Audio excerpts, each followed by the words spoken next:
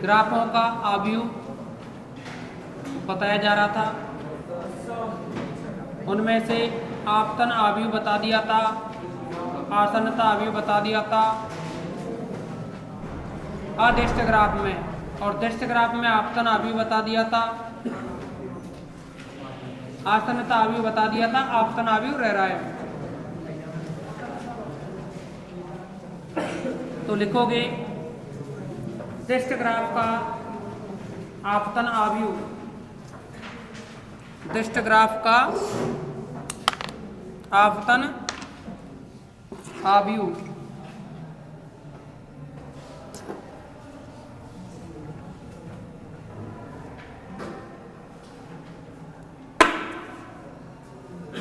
दिष्ट graph का आपतन आव्यूह इसमें लिखें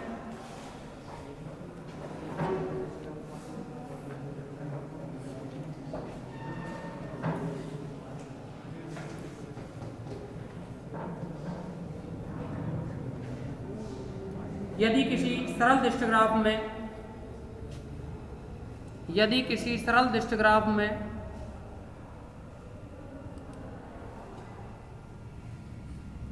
n शीट्स तथा स्मॉल e कोर हैं,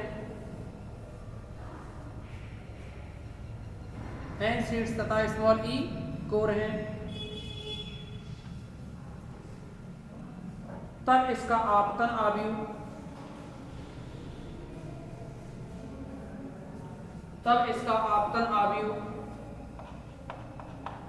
ID equal to aij of n cross e, एक n क्रॉस e आव्यूह है,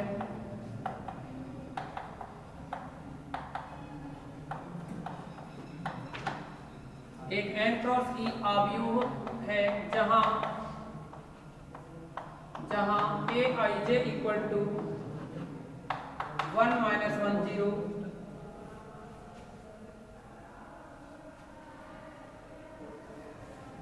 यदि शीट्स vi कोर ej का आदि शीर्ष है, दिष्ट कोर ej का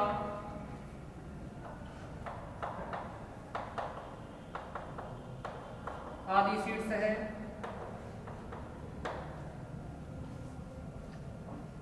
यदि शीर्ष vi दिष्ट कोर ej का यानी -1 आएगा, यदि शीर्ष vi दिष्ट कोर ej का अंतस्थ शीर्ष है,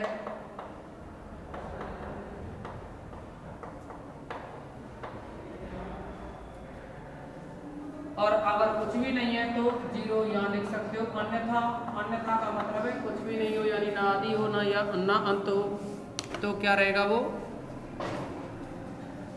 0।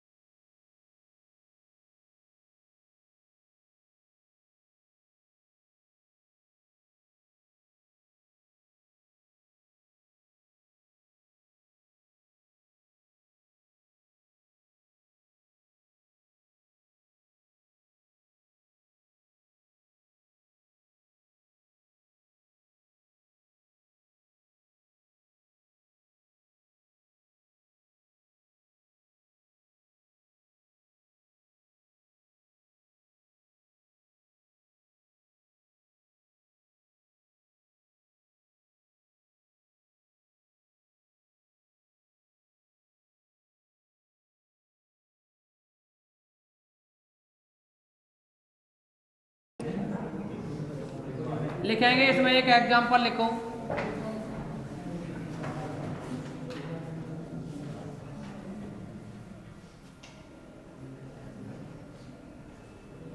इसमें एक एग्जाम्पल लिखेंगे।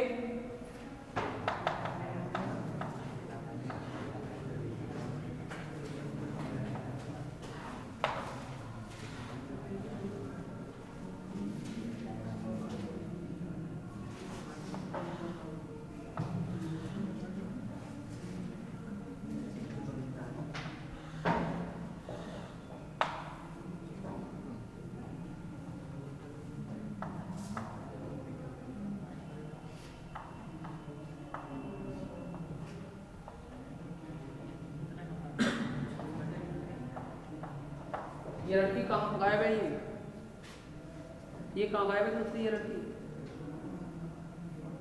पता ही नहीं है, तो ऐसे ही पड़ेगी।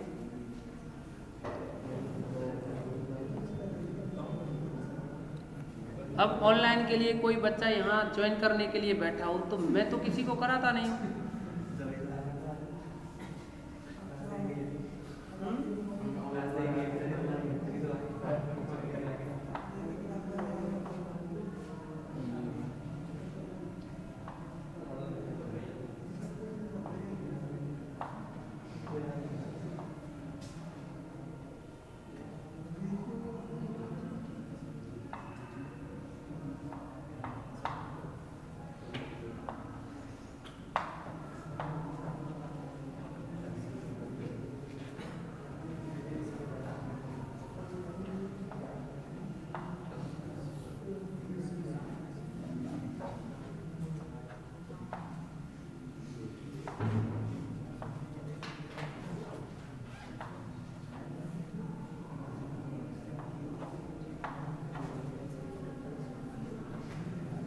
सभी को लिख गई ना?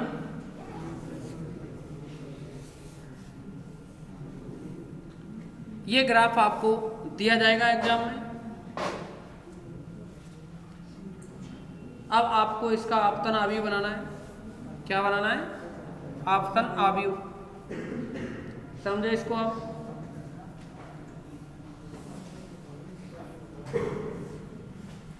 इसमें आपतन आव्यूह बनाओगे आईडी इक्वल टू कितने सीट्स हैं? V1, V2, V3, V4, V5 कितनी कोरें हैं? E1, E2, E3, E4, E5, E6, E7, E8, E9।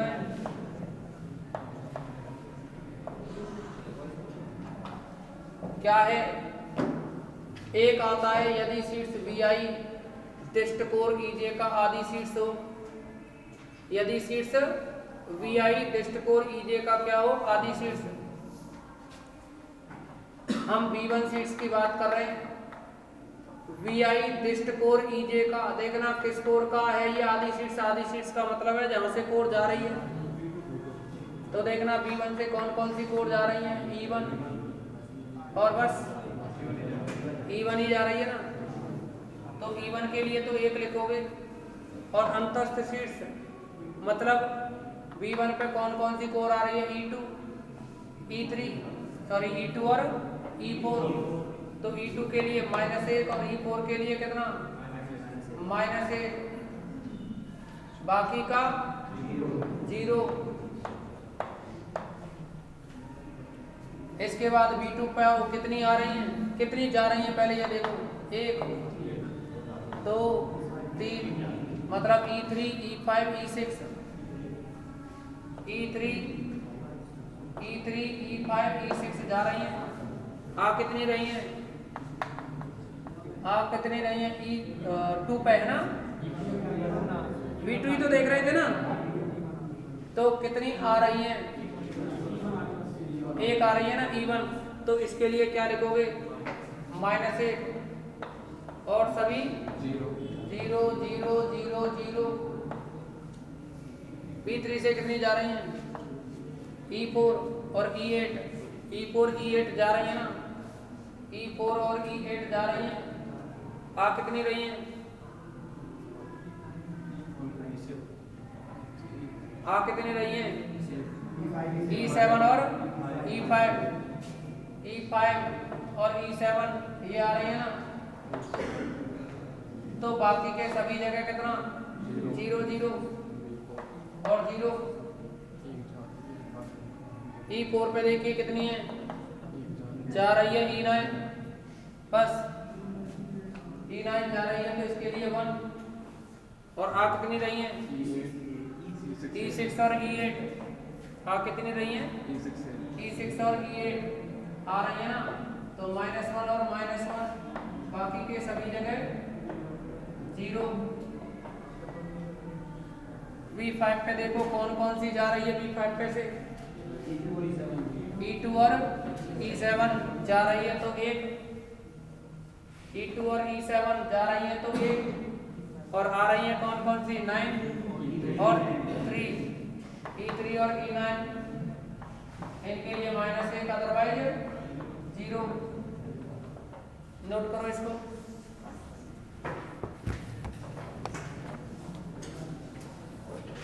अब उसको बुला ले, कहाँ है वो, अब जाने दो, करो कंप्लीट इसको।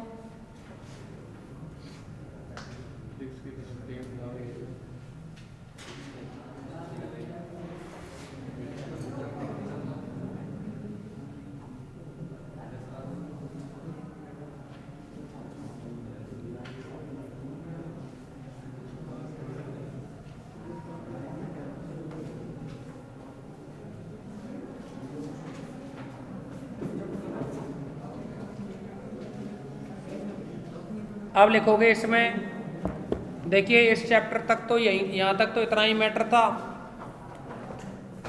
एक काम करेंगे आप, जो 5.5 एक्सरसाइज है ना, 5.5 जो एक्सरसाइज है, इसके 2 क्वेश्चन है, उनको कर लोगे। आपतन और आसन्नता अभी पूछे कर दोगे उनको, ठीक है ना। एक तो है शिष्ट ग्राफ और एक है अदिष्ट ग्राफ।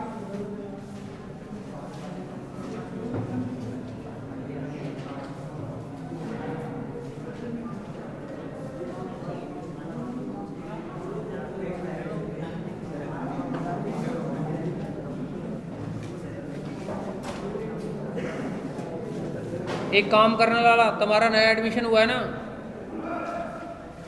तुम्हारा एक काम करना, नीचे किसी से भी जाकर के अपने मोबाइल में, और कौन सा दिन आज, तीसरा कि चौथा, अरे नहीं बहुत दिन हो गए, 11-12 दिन हो गए ना, डिस्क्रीट की 11-12 वीडियो हैं, उनको ले लेना, ठीक है ना।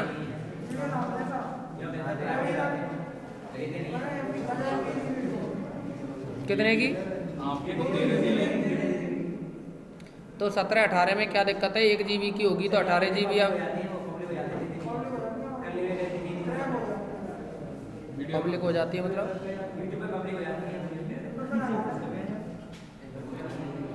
अरे तो ऐसे थोड़ी है, उसको लिंक शेयर कर देंगे वो, मैं बात करता हूँ, देखता हूँ उसके लिए, नहीं तो दिक्कत आएगी। अभी ट्री में, और ट्री नाम से जो टॉपिक है उसमें प्रॉब्लम रहेगी फिर। अच्छा सुनिए, हेडिंग डाल दीजिए। अब पहले तो चैप्टर डालो 6, चैप्टर 6 का नाम है वृक्ष। आपको 4 लाइन पढ़ के सुनाते हैं हम।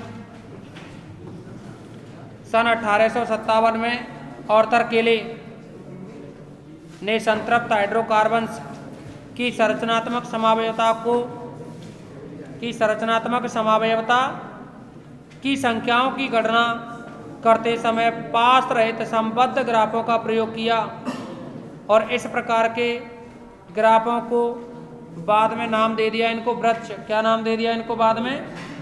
वृक्ष नाम दे दिया।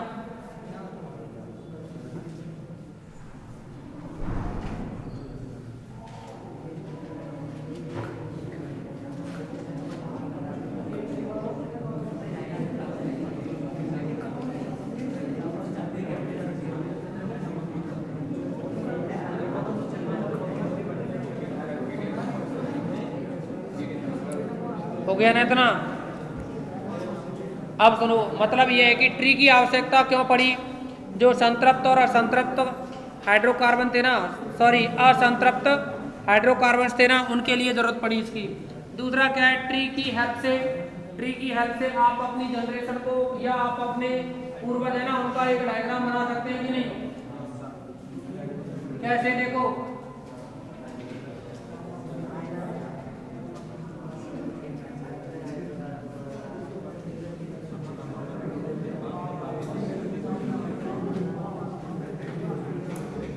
जैसे ज्यादा बड़ा नहीं बता रहे, साका केवल इतना समझो, इतना समझो कि जैसे आपके पिताजी के बाबा साहब मान लीजिए एक्स,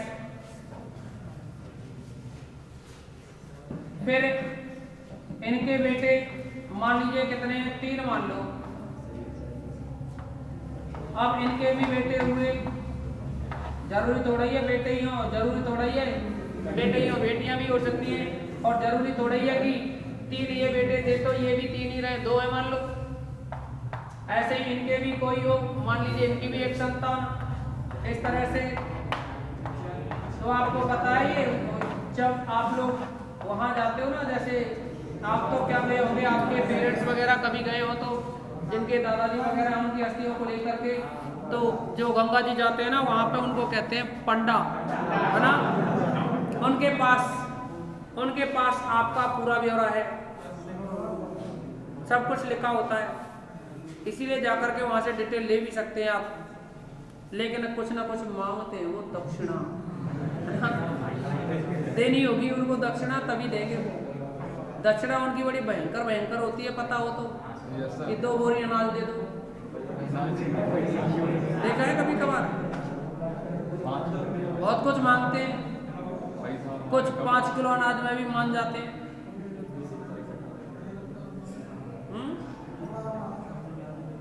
अब सुनिए,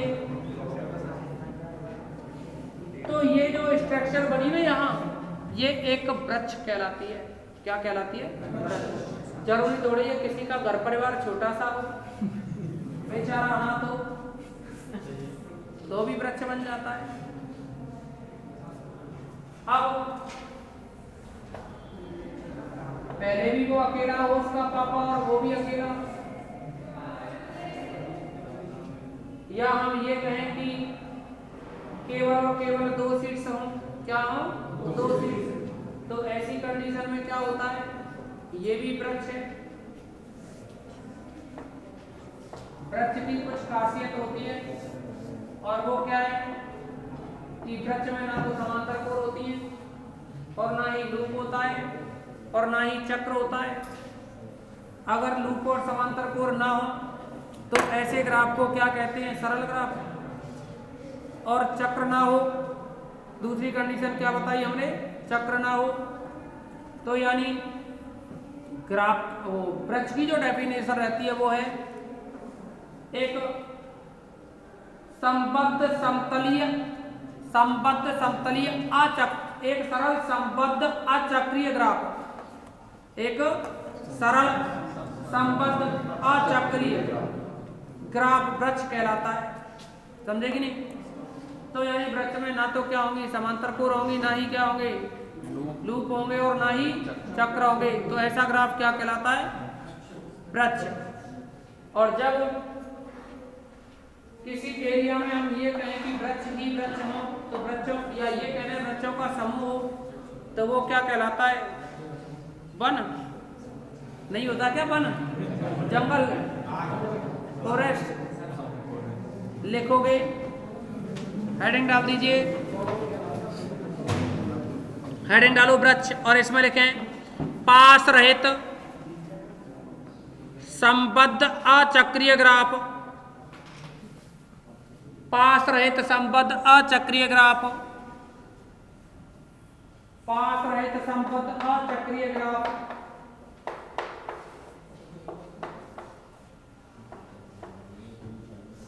वृक्ष कहलाता है।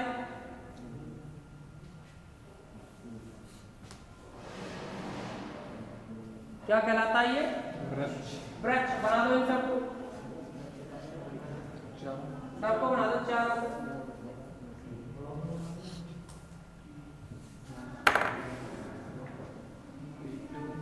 करें कंप्लीट इसको। ये बड़ा सा छोड़ देना, कहीं इसको भी लग जाए। बना लो, होने को तो ये भी वृक्ष है पर बहुत बड़ा हो जाएगा ना।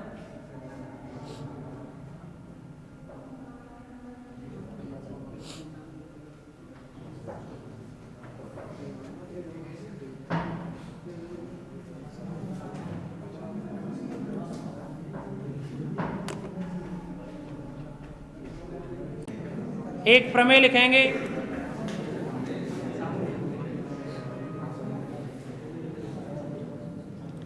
प्रमेय लिखेंगे वृक्ष कैपिटल टी में, वृक्ष कैपिटल टी में किन्हीं भी दो भिन्न शीर्षों के मध्य, किन्हीं दो भिन्न शीर्षों के मध्य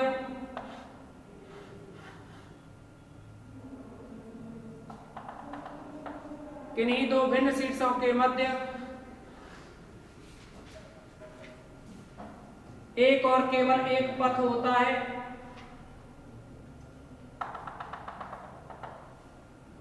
एक और केवल एक पथ होता है।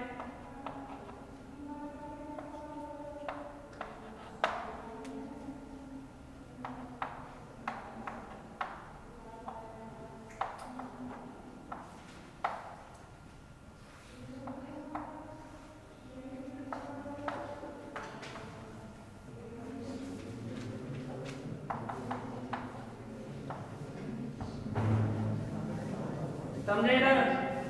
जैसे आपने कोई वृक्ष बनाया, क्या बनाया यहाँ से वृक्ष, कितना भी बड़ा वृक्ष बना लिया आपने, ठीक है ना, कितना भी बड़ा वृक्ष बना लिया जैसे, तो यहाँ थ्योरम का जो कथन है वो हमने लिखाया है कि वृक्ष में किन्हीं भी दो भिन्न शीर्ष के मध्य एक और केवल एक ही पथ होता है। मतलब जो भी पथ बनेगा ना किसी भी शीर्ष से, जैसे हम ये कहें इस वृक्ष में शीर्ष ए से और बी तक एक ही रास्ता होगा, ऐसे नहीं दो रास्ते हों, क्योंकि यहाँ से चले ऐसे यहाँ बी पे आ गए, तो हम कहें हम ऐसे जाएं ऐसे आए ऐसे मिला दें, तो ये तो फिर चक्कर बन गया ना। ये समझे कि नहीं, क्या बन गया ये चक्र। इसीलिए वृक्ष में किन्हीं भी दो शीर्षों के मध्य कितने पथ होते हैं, एक ही होता है। तो उसको हम सिद्ध करेंगे, और सिद्ध करने के लिए कोई भी दो पथ लेकर के चलेंगे। एक मान लिया हमने पी, दूसरा मान लिया क्यू। अगर हम पी से ए से चले और ए से कहाँ पहुंचना है, हमें बी पे पहुंचना है, तो इधर से ऐसे गए और यहाँ आ गए, और इधर से गए मान लो और वो भी यहाँ आ गए, क्या आ गए, एक ही पॉइंट पे आ गए। मतलब देखो हमने कहा है कि ए से बी पे जाने के लिए केवल और केवल कितने पथ होते हैं, एक। हम सिद्ध करना चाह रहे हैं कि दो हैं, ये लेके चले। तो अगर आप इधर से पहुंचेंगे ऐसे और यहाँ पहुंचे, यहाँ डॉट डॉट लगा दिया है, इसका मतलब है कि और भी कोर हो सकती है। तो देखो इधर से चले, मान लीजिए ए से चलने के बाद U1 U2 U3 और ये U4, और इधर से चलने के बाद V1 V2 V3 V4 एक ही जगह मिल जाए। और अगर एक ही जगह मिल गए आप, तो ये क्या बन जाएगा, फिर चक्र होगा, ठीक है ना। ठीक है, मान लो यहाँ भी नहीं मिले, यहाँ भी नहीं मिले, आगे बढ़ते गए बी पे पहुंचे, इधर से भी बी पे पहुंचे तो बी पे मिलेंगे, और बी पे मिलेंगे तो ये क्या बन जाएगा, ये भी चक्र बन जाएगा ना। तो जो कि क्या है, वृक्ष की परिभाषा का विरोधाभास है। तो आप लिखोगे, लिखेंगे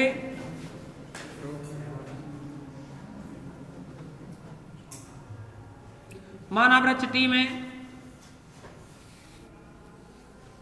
माना वृक्ष टी में किन्हीं भी, वृक्ष टी में किन्हीं भी दो भिन्न शीर्ष स्मॉल ए तथा small B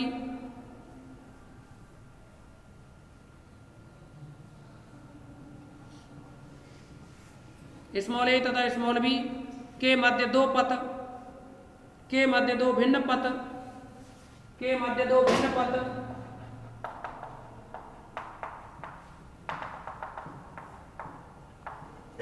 U1 U2 U3 UMB तथा Q A V1 V2 V3 VNB हैं। कितने पथ हैं, ये दो पथ हैं अलग अलग।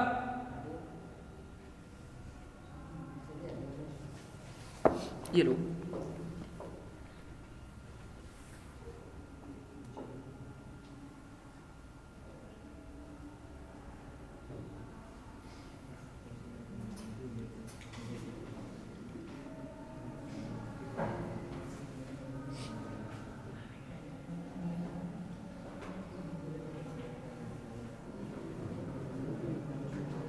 इतना हो गया ना।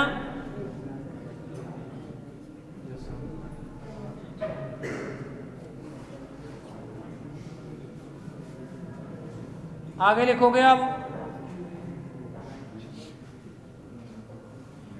इन दोनों पथों में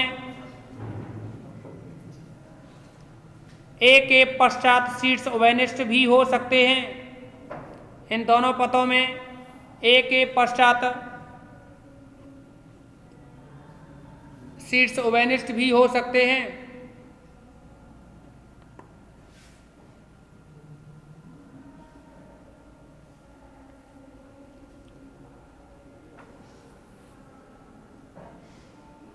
माना वह उभयनिष्ठ शीर्ष W है।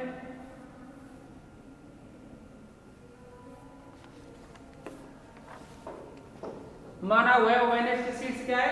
W। मतलब ये क्या है? ये पॉइंट अगर हम W मान लें, इसको W मान लिया, इसको क्या मान लिया? W। इधर से चले तो U1 U2 U3 और ये U4 आता, U4 W के बराबर, और इधर से चले तो B1 B2 B3 आता, तो B3 भी W के बराबर। ठीक है ना। आगे लिखोगे आप, माना वह शीर्ष क्या है? W है। तब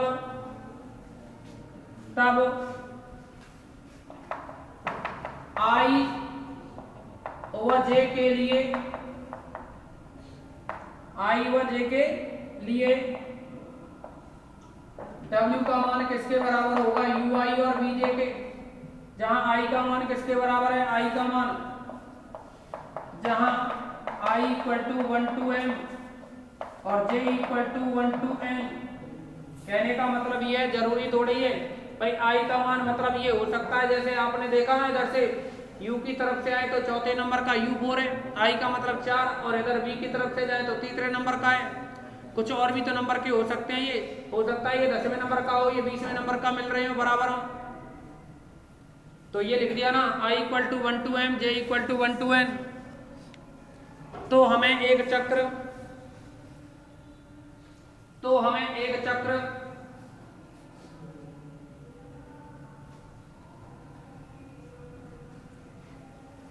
कौन सा मिल जाएगा? देखो, तो हमें एक चक्र, आप A से चलोगे ना, किससे चलोगे? A से, और जब A से चलोगे तो आपको ये चक्र मिलेगा। A से जैसे ही चले तो A U1 U2 और कहां तक? W तक। W के बाद में फिर इधर आओ B2 B1 और ऐसे आओगे ना, कितना? B2 B1 और फिर A। देखो A से चालू होकर के A पे ही पहुंच गए ना, तो एक चक्र ये मिल जाएगा, लिख दो। तो हमें एक चक्र A U1 U2 W फिर B2 B1 A प्राप्त होगा।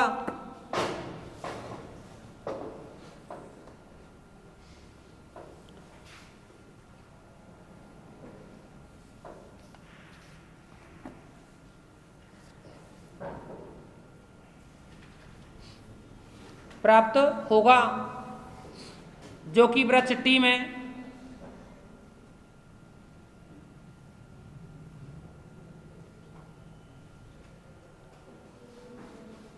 चक्र होने का विरोधाभास है।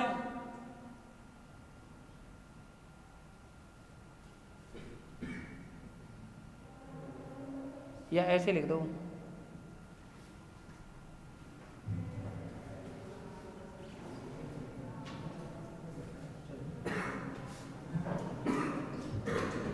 चलो ठीक है, कोई दिक्कत नहीं। जो कि वृक्ष T में चक्र होने का विरोधाभास है,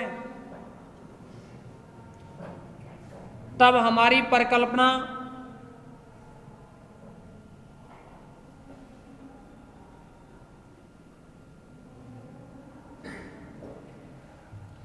गलत है।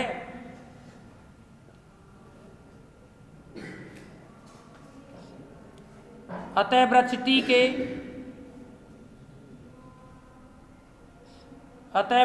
के किन्हीं दो भिन्न शीर्ष के मध्य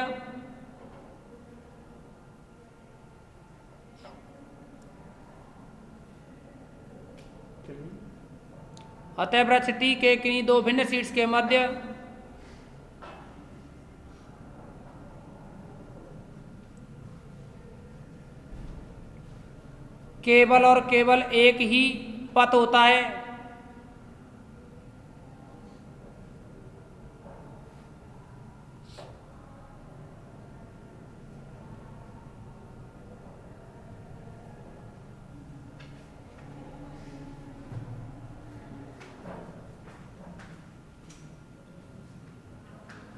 हो गया ना इतना।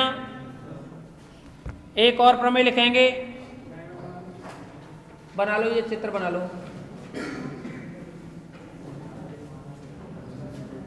करें इसको कंप्लीट करो।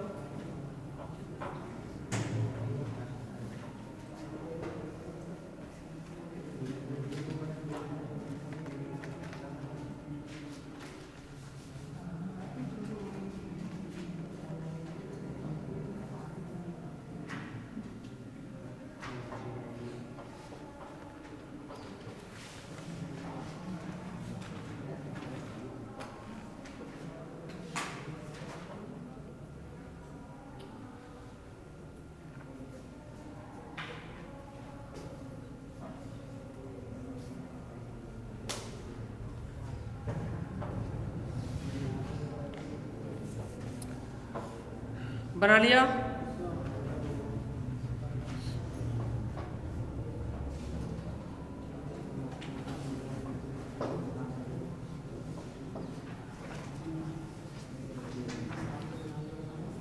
या कुछ और डेफिनेशन लिखाते हैं, थ्योरम छोड़ो, आज थ्योरम अगले दिन रहेगी कल।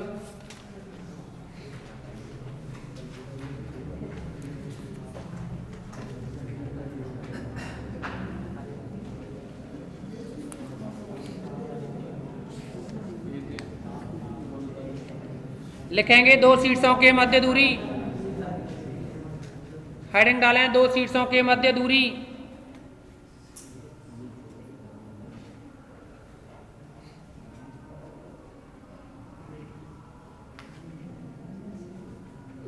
और इसमें लिखें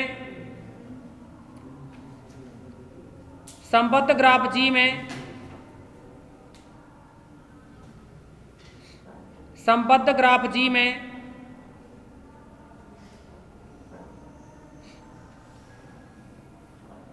किन्हीं दो शीर्ष स्मॉल यू तथा वी,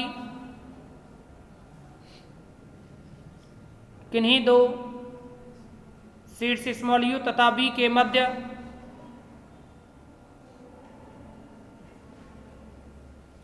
पथ की लंबाई, पथ की लंबाई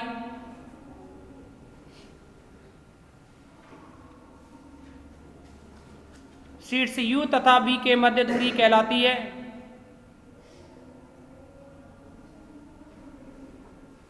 के मध्य लघुत्तम पथ की लंबाई, लघुत्तम लिखा है ना आपने, गड़बड़ हो गया। यू तथा बी के मध्य लघुत्तम पथ की लंबाई शीर्ष यू तथा बी के मध्य, शब्द को जोड़ दो लघुत्तम को, शीर्ष यू तथा बी के मध्य दूरी कहलाती है। और इसे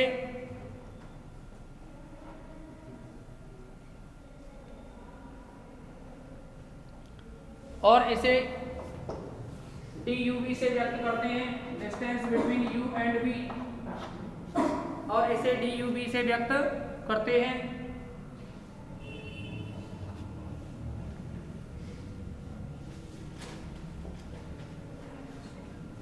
जैसा कि हम आपको पहले भी बता चुके हैं, जो भी कॉपी में लिखाया जा रहा है प्लस में एक आध दो क्वेश्चन दे देते हैं आपको, उनको छोड़ के आपको कुछ भी नहीं पढ़ना, सब कुछ इसी में से आ जाएगा एग्जाम में, ठीक है ना।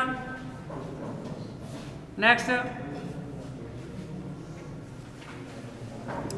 इसमें समझोगे दूरी के बारे में। एक आपके लिए डायग्राम बना रहे हैं यहाँ,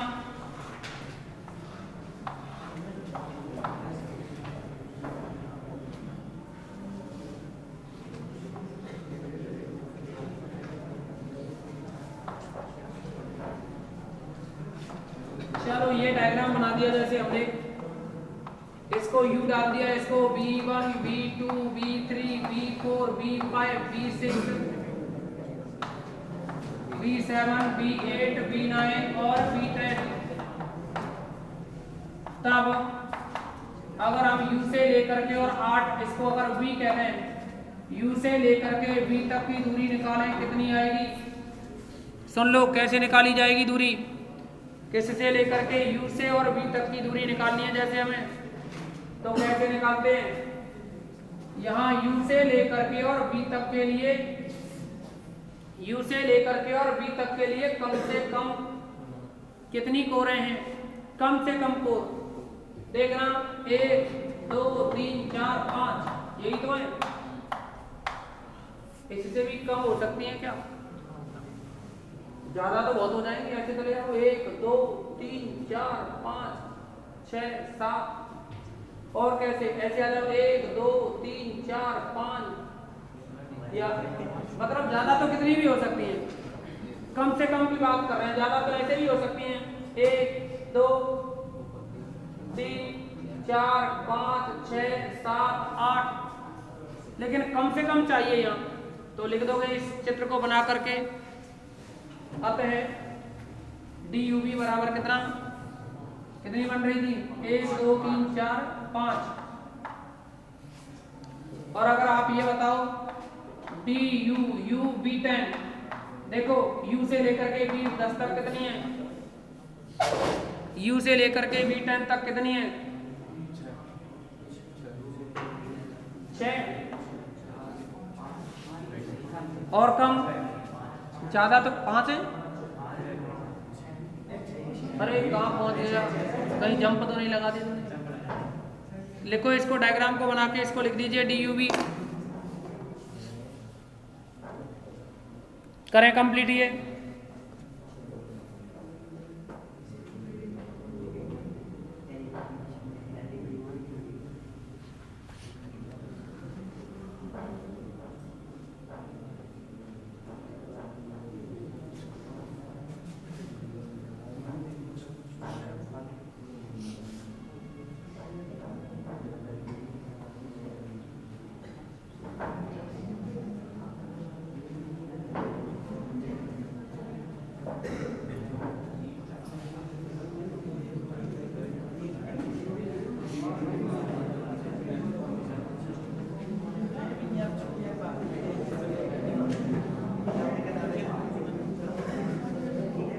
हो गया ना?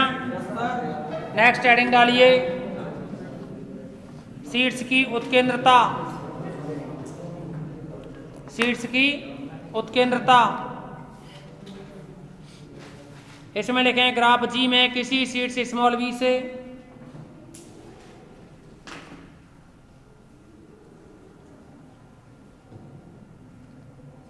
ग्राफ जी में किसी शीर्ष स्मॉल बी से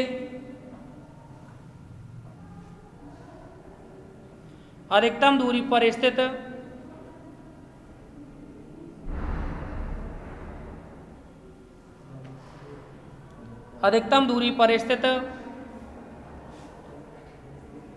शीर्ष V,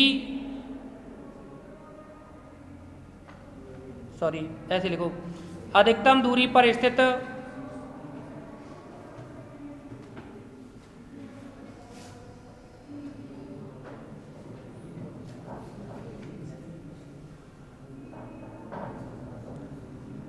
शीर्ष की V से दूरी,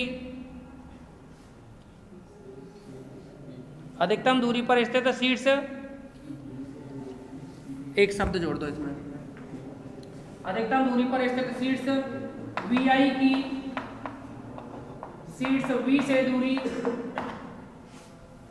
शीर्ष VI की शीर्ष V से दूरी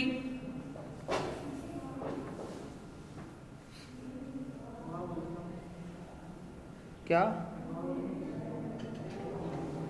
ये बोला है हमने, ग्राफ जी में किसी शीर्ष V से अधिकतम दूरी पर स्थित शीर्ष VI, अधिकतम दूरी पर स्थित शीर्ष VI की V से दूरी शीर्ष V की उत्केंद्रता कहलाती है।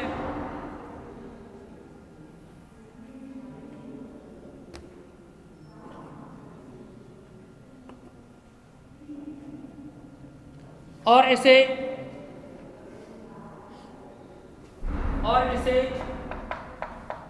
EB से व्यक्त करते हैं, एसेंट्रिसिटी ऑफ V EB से व्यक्त करते हैं।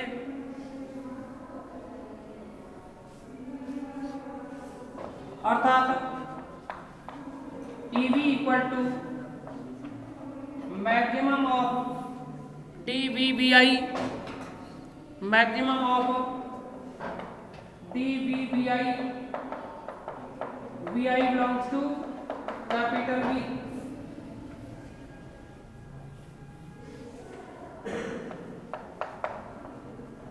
उपरोक्त ग्राफ में EB इक्वल टू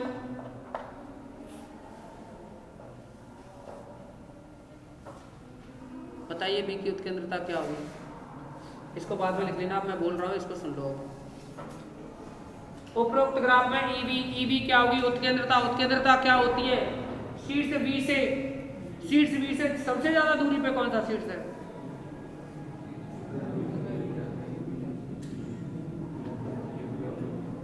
देखना। पहले हम इसकी बात करते हैं U की कितनी दूरी है, 1 2 3 4 5, ठीक है। B1 की दूरी कितनी है, 1 2 3 4 5। ध्यान देना दूरी क्या होती है, दोनों शीर्षों के मध्य लघुत्तम पथ। अभी बताई ना दूरी, तो दूरी निकाल रहे हैं, लेकिन किसकी उत्केंद्रता, बी की उत्केंद्रता निकालनी है। तो बी की उत्केंद्रता चेक करने के लिए ये देखो, बी की उत्केंद्रता चेक करने के लिए देखो इस बी से अधिकतम दूरी पे कितने शीर्ष हैं या अधिकतम दूरी क्या है। तो देख रहे हैं कि तो 5 बैठ रही है ना। अच्छा V से ही देखनी है पर, क्योंकि V की उत्केंद्रता निकाल रहे हैं। तो यहाँ देखना V3 की कितनी होगी, 1 2 3 4, V4 की कितनी 1 2 3 4, V5 की कितनी 1 2 3, V4 की कितनी 1 2 और V6 की कितनी 1 2 3 और इधर V9 की 1 2 और V10 की 1 2 3 बनेगी ना। तो सबसे ज्यादा क्या रहेगी, 5, ठीक है ना। तो ये इसकी क्या रहेगी, उत्केंद्रता रहेगी, ठीक है ना। अब आपको अगली क्लास में बताएंगे